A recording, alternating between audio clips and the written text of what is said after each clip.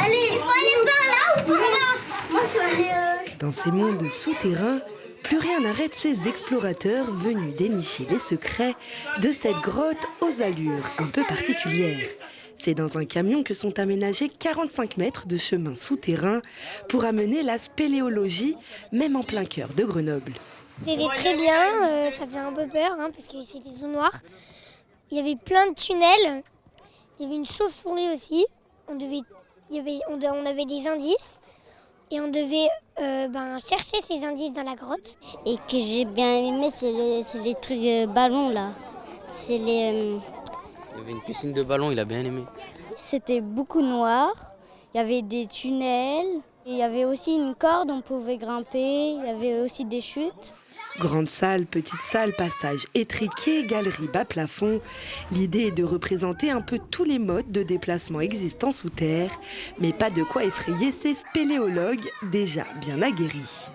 C'était un peu étroit et il faisait noir. Ça t'a fait peur? Non, ça va. Et t'as pas eu peur? Un petit peu, mais ça va.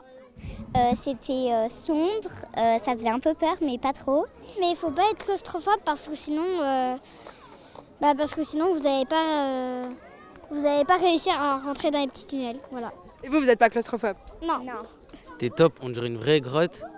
On dirait, j'ai même stressé parce que c'était très étroit et je suis un peu claustrophobe.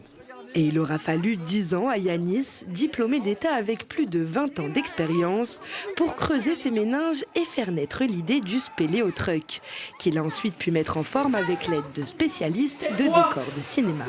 Comme tout le monde, je vieillis. Et du coup, j'imagine bien qu'un jour, je serai plus capable d'emmener les gens dans les grottes en milieu spéléo naturel. Je me suis dit que pour prolonger un peu l'aventure, une grotte artificielle serait plus simple à gérer physiquement. Avec la seule grotte artificielle mobile de France, Yanis a réussi à amuser la galerie et toucher parents et enfants jusqu'au tréfonds de leur cœur.